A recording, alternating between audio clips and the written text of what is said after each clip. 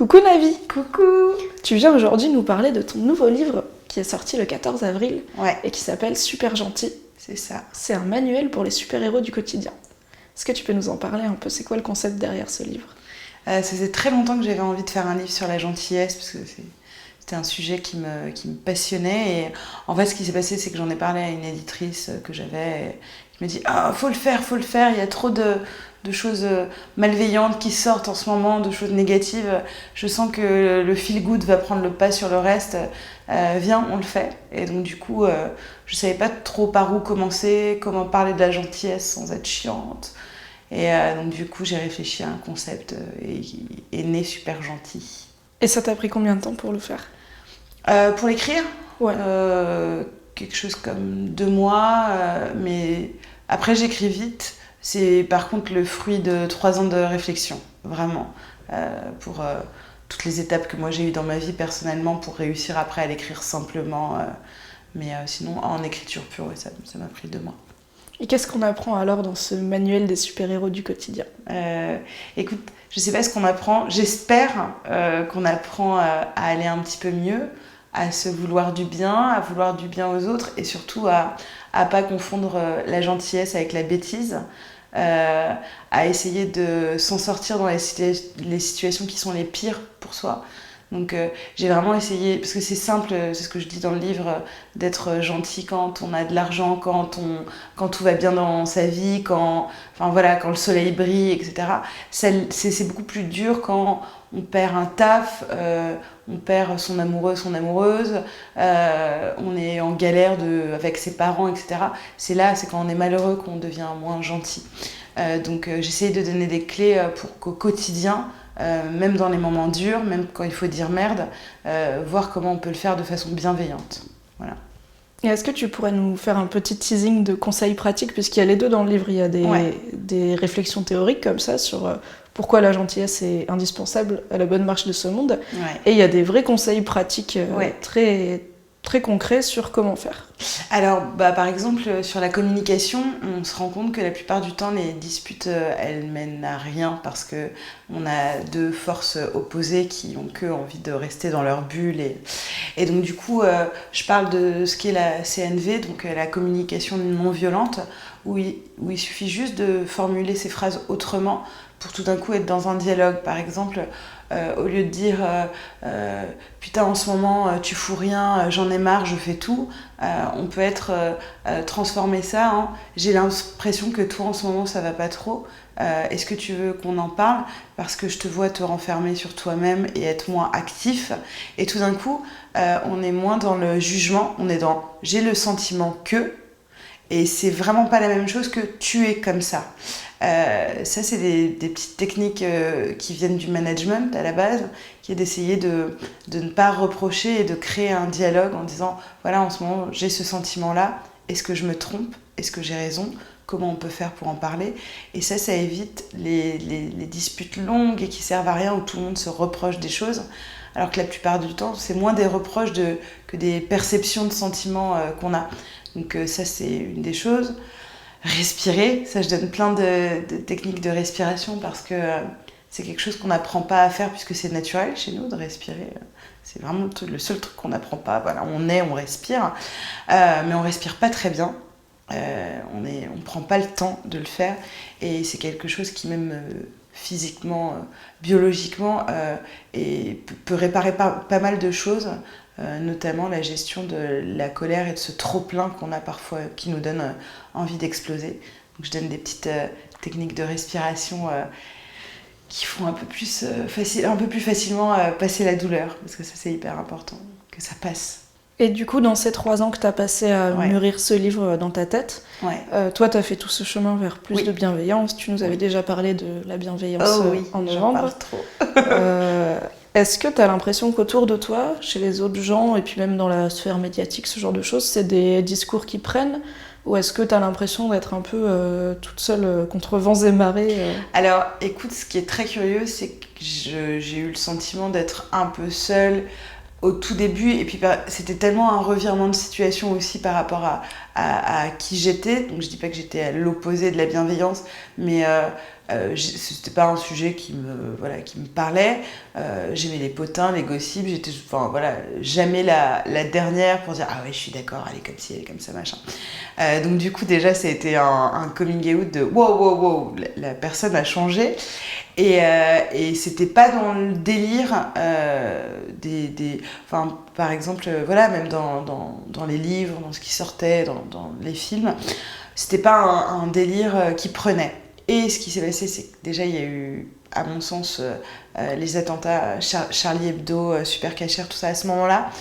Tout d'un coup, tout le monde a commencé à revouloir se centrer. Et sur les réseaux sociaux, les gens en appelaient à la bienveillance, à essayer de se dire venez, on arrête de se pourrir un peu. Ça n'a pas duré extrêmement longtemps, mais on a quand même vu poindre le truc.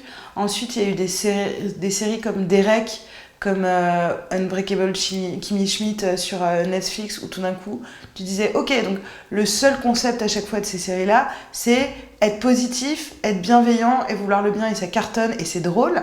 Donc tout d'un coup, ça devenait un peu plus cool. Le gentil était plus vu comme un loser. Et la déferlante de livres feel good que tu as envie de lire à l'été à la plage, machin, etc. Et je sens que la mouvance va dans ce sens-là, mais même des magazines type Mademoiselle, nous on le voit avec Sophie Marie dans les émissions.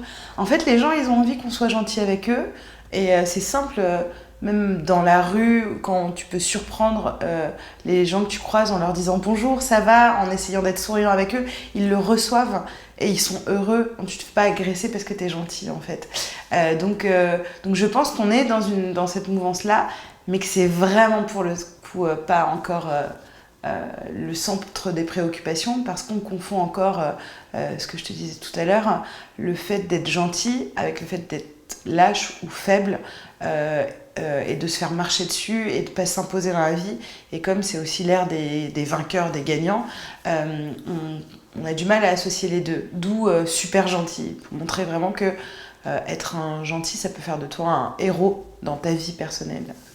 C'est pour aller contre le fameux j'aime pas dire du mal des gens, mais les gentils. Ouais, c'est ça. Comme si c'était la qualité la moins c'est ça, la pire, reconnaissable du monde, quoi. Alors que c'est fou, tu te dis quand même que une personne gentille, un enfant qui est gentil, il n'y a rien de mieux. Enfin, je veux dire, c'est quelqu'un qui est nettoyé de tout mal, de tout vice, et on a envie de ça.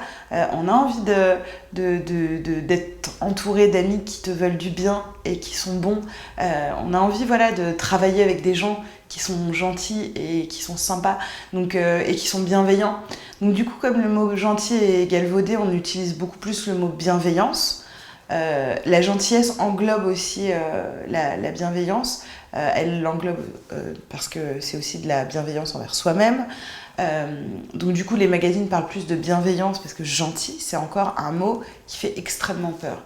Et on se dit effectivement, il était comment ? Et tu vas répondre, il était gentil. Et tout le monde sait ce que ça veut dire. On sait, alors que moi j'aimerais bien que, je sais pas, dans quelques années on se dit elle a dit que j'étais gentille, et que c'est vraiment un truc de ouf, et que tu te dises putain, c'est classe. Beau compliment. Ouais, voilà, genre, ouais. Donc voilà.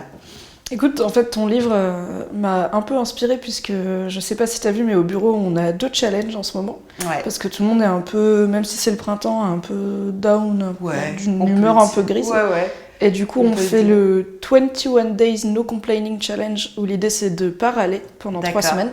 C'est-à-dire quand un truc nous va pas, on peut le dire, bien sûr, mais juste râler pour râler en mode « Oh, il pleut !» Et c'est pas en le disant que ça va empêcher quoi que ce soit. Donc plutôt que d'exprimer un truc négatif, on essaye de plutôt soit rien dire, soit partir dans le positif. Ouais. Et au niveau positif, on a un cahier où l'idée c'est que tous les jours, tout le monde peut noter un truc bien de la journée.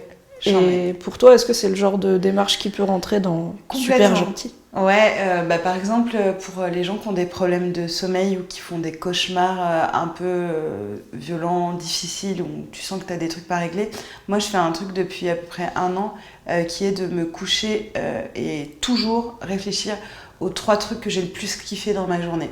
Des fois c'est difficile, parce qu'il y a des journées qui sont vraiment dures, on le sait tous, on enchaîne vraiment.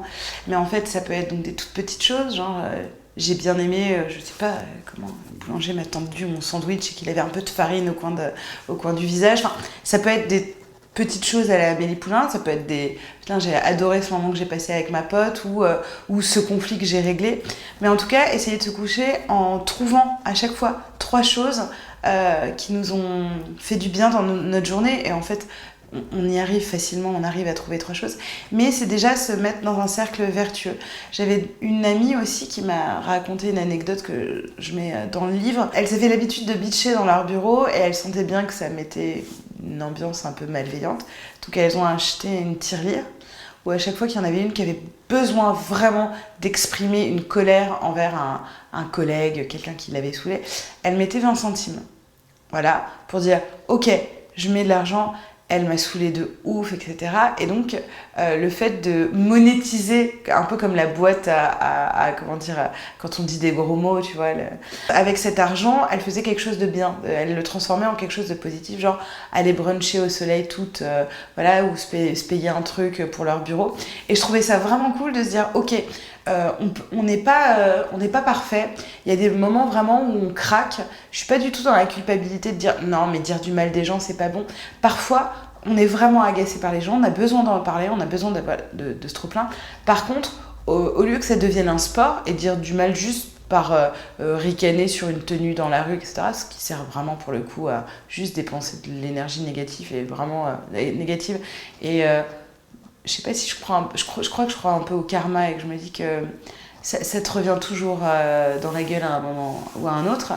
Mais de se dire, viens, on dépense pas notre énergie à ça et on dépense à parler positivement, mais même de choses négatives. Donc cette fameuse ou ce fameux collègue qui nous casse les couilles, comment gérer la situation au mieux et que ça se passe bien. Et ça se trouve, dans un an, tu te diras, putain, je te détestais au début, c'est marrant. Maintenant, je t'aime bien parce qu'on a réussi à communiquer, tu vois. Et tu m'as dit, en exclu, que donc ce livre est aussi une bonne action. Oui, donc j'ai commencé le livre, on a signé en tout cas, c'était le 7 janvier, donc c'était une mauvaise date. Et j'ai terminé ce livre le 14 novembre de cette année.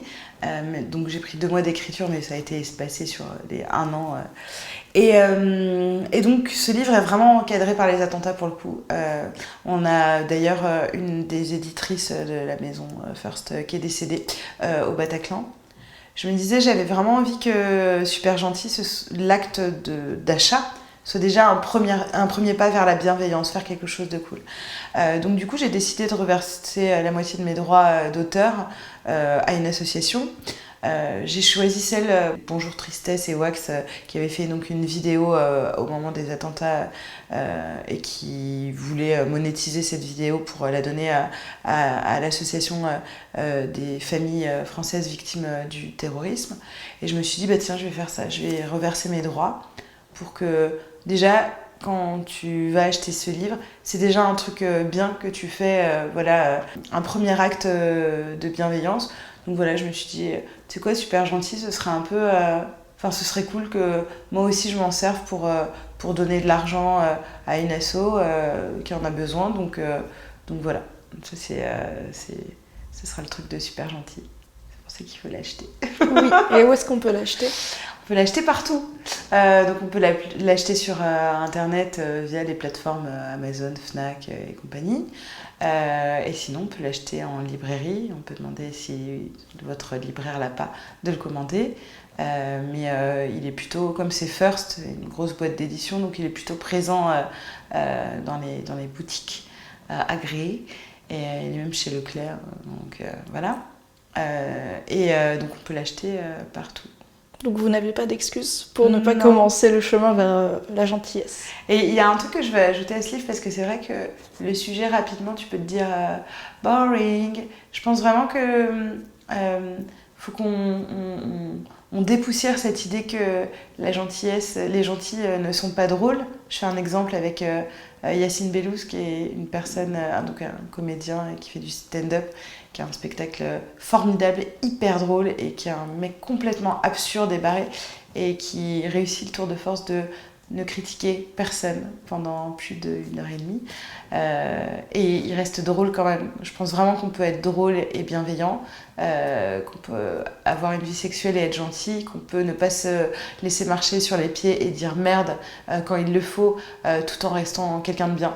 Donc c'est vraiment pas un livre qui culpabilise sur nos mauvais côtés, et c'est surtout mon expérience personnelle vers le chemin de la gentillesse. Je suis pas essayiste, je suis pas philosophe, je suis pas médecin, mais je raconte comment j'en suis arrivée. Donc voilà.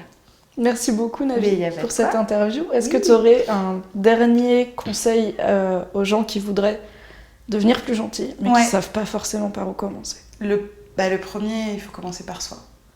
Je pense pas qu'on puisse faire le bien autour de soi si on est violent avec soi-même.